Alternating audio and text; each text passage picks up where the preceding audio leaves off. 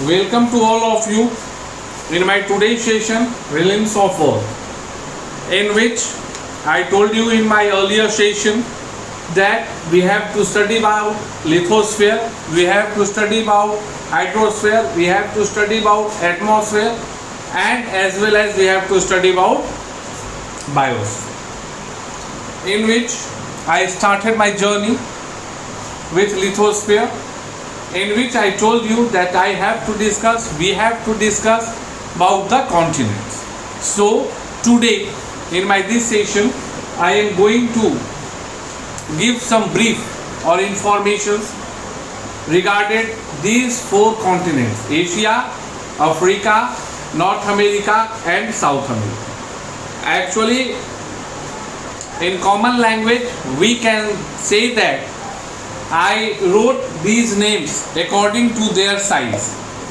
I wrote these names according to their size. It means what? I am trying to explain it to you that the largest continent Asia, afterward Asia, Africa, afterward Africa, North America, and afterward North America, South America.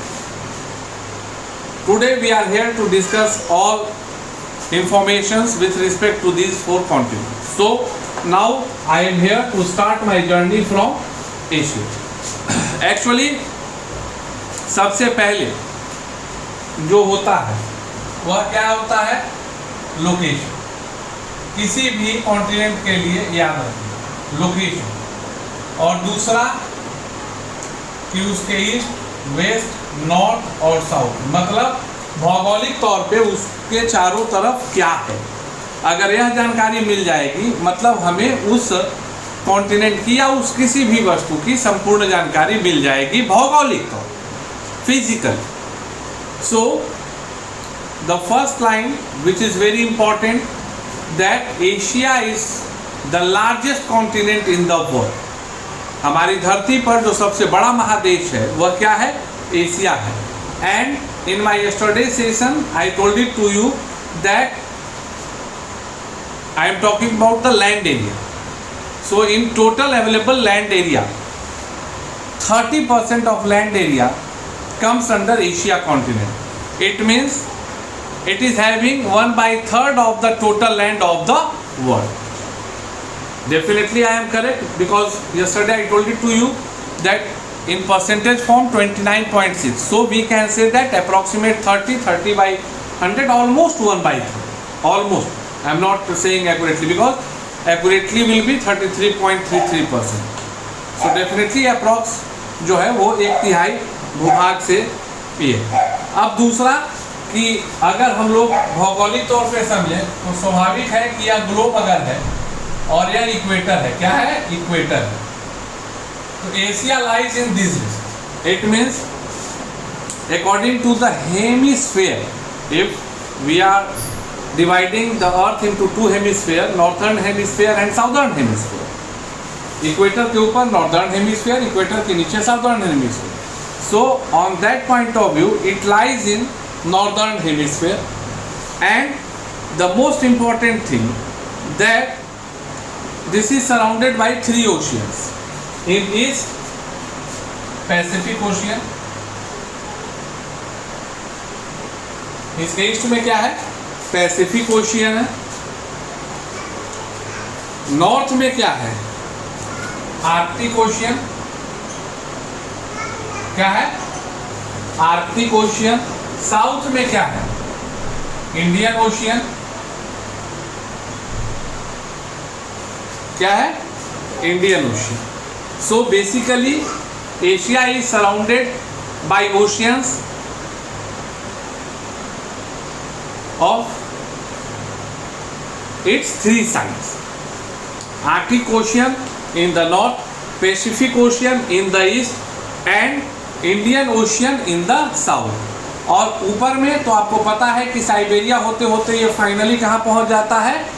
Arctic पर, north pole पर पहुँच जाता है. मतलब यह 3 तरफ से मूलतः महासागरों से घिरा हुआ है और उत्तर की तरफ यह ध्रुव तक इसका प्रसार है. The Caspian Sea, Black Sea and Ural Mountain. The Caspian Sea, Black Sea, काला सागर एंड यूराल माउंटेन, यह जो 3 भौगोलिक बनावटें हैं वह एशिया को यूरोप से अलग करती है, एशिया को यूरोप से अलग करती हैं। और यही कारण है कि यूराल पर्वत के लिए सामान्यतः हम लोगों को कभी कभी अगर कोई नाम नहीं मिलता है तो हम लोग यूरेशिया भी करते हैं, क्योंकि इधर भी है और उधर भी है। Now we are here to start discussion over Africa. Again for Africa we have to keep it in our mind that this one is the second largest continent in the world and the one feature which makes them something unique, एक खास खूबी जो इसको बाकी महादेशों से अलग करती है वह यह है कि यह जो है एक चीज़ आप समझिए, मैंने आपको बताया था कि 23.5 डिग्री उत्तर और 23.5 डिग्री दक्षिण, इसको जो है क्या बोलते हैं, ट्रॉपिक ऑफ कैंसर, और नीचे को बोलते हैं ट्रॉपिक ऑफ कैप्रिकॉर्न। तो वस्तुतः कुछ इसकी बनावट ऐसी है, अफ्रीका की कुछ बनावट ऐसी है कि यह जो है इस महादेश से यह तीनों रेखाएं होकर गुजरती हैं। It means the tropic of Cancer, equator and the tropic of Capricorn passes through the continent Africa. यह तीनों जो प्रमुख रेखाएं हैं यह अफ्रीका को विभाजित करने का कार्य करती हैं, अफ्रीका से होकर गुजरने का कार्य करती हैं। And due to this we can say that due to equator, presence of equator, and one most important thing that it is going to be represent as कि भाई equator is simply almost likely crossing from the half of the Africa, मतलब वो Africa continent के लगभग बीचों बीच से गुजरने का कार्य करती है। और यही कारण है कि न तो इसे कम्प्लीटली नॉर्दर्न हेमिस्फीयर में कहा जा सकता है और न ही इस कॉन्टिनेंट को साउदर्न हेमिस्फीयर में कहा जा सकता है। Africa has the Mediterranean sea in the north, Africa के उत्तर में भूमध्य सागर है, मेडिटेरियन सी है। दक्षिण में, पूर्व में, ईस्ट में क्या है उसके, इंडियन ओशियन है। एंड वेस्ट में क्या है, अटलांटिक ओशियन है, वेस्ट में क्या है, अटलांटिक ओशियन है। The Sahara desert, the main feature of Africa is none other than Sahara desert which is going to be considered as the biggest और largest desert in the world. विश्व का सबसे बड़ा मरुस्थल, सहारा का मरुस्थल अफ्रीका महादेश में ही अवस्थित है। इस चीज को आपको याद रखना है। Now we are here to discuss about North America. According to site, this one is the third biggest continent in the world, and the most important thing that it lies in the northern hemisphere. जो उत्तरी America है वह इसके ऊपर में, मतलब उत्तरी गोला में या नॉर्दर्न हेमिस्फीयर में पाया जाता है। अब देखो, अब पृथ्वी को एक समझने की बात है कि मैंने दो भागों से बांटने का काम किया था, एक इक्वेटर था और एक रेखा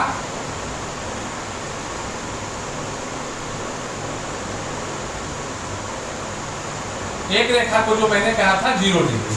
तो अब उस हिसाब से समझो, इसको जो है हम लोग साउदर्न हेमिस्फीयर कहेंगे, इसको नॉर्दर्न हेमिस्फीयर कहेंगे। अब ये जो है नॉर्थ में, अब इसको ईस्ट मान लो और इसको वेस्ट मान लो, तो वस्तुतः जो है यह 0 से पीछे है। इसीलिए ऐसा कहा जा सकता है कि नॉर्दर्न हेमिस्फीयर में है और नॉर्दर्न हेमिस्फीयर के भी वेस्टर्न पार्ट में है, नॉर्दर्न हेमिस्फीयर में भी और नॉर्दर्न हेमिस्फीयर के भी वेस्टर्न पार्ट में है, क्योंकि 0 डिग्री जो लैटिट्यूड है, 0 डिग्री जो देशांतर रेखा है उससे यह पीछे निवास करता है। And the most important thing that in the east of the North America definitely Atlantic Ocean is there, in the west of the North America definitely Pacific Ocean is there, and the North America is separated by South America due to presence of Panama Canal. आपको एक पता होगा कि 2 canal दुनिया में काफ़ी प्रमुख माना गया है, पनामा का नहर और स्वेज कैनल, स्वेज नहर। तो जो एक तरह से मूलतः कहा जा सकता है कि पनामा नहर जो है वह उत्तरी अमेरिका और दक्षिणी अमेरिका को भी एक दूसरे से अलग करता है। Now the fourth one, south America, definitely it lies in the southern hemisphere, यह दक्षिणी अर्धगोला में निवास करता है, 4th लार्जेस्ट कॉन्टिनेंट है। And the most important thing that almost it is surrounded by waters or oceans, we can say. The Andes mountain region, जिस तरह से एशिया में हिमालयन माउंटेन रीजन है, उसी प्रकार से दक्षिणी अमेरिका उर्फ South America is famous for Andes mountain region which runs from north to south in this continent. तो मूलतः एक चीज को आपको समझना है, like Asia is famous for basically Himalayan mountain region, presence of Pamir plateau and some other things, as well as Africa is famous for Sahara desert basically, and another thing was that equator plus 23° north, which is known as Tropic of Cancer, and 23.5 degrees south, Tropic of Capricorn. The trio lines, important lines, crosses through the continent Africa. उसी प्रकार से north America जो है उसकी भी चर्चा हुई, और South America is famous for Andes mountain region, and the one more important thing that Amazon basin is available और is present in the South American region. So South America is famous for, वो Amazon के जंगलों के लिए भी उतना ही प्रसिद्ध है जितना एंडीज पर्वतमाला के लिए है।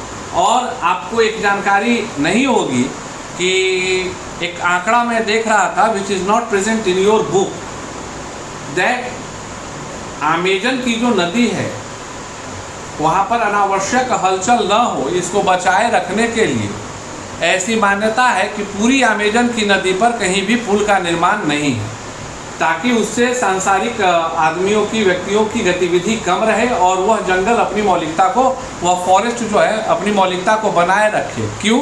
Because I am just discussing this things due to अभी के समय में when our country is suffering from the shortage of oxygen according to the media reports. Amazon is nothing but it is having one more another name, lungs of the earth.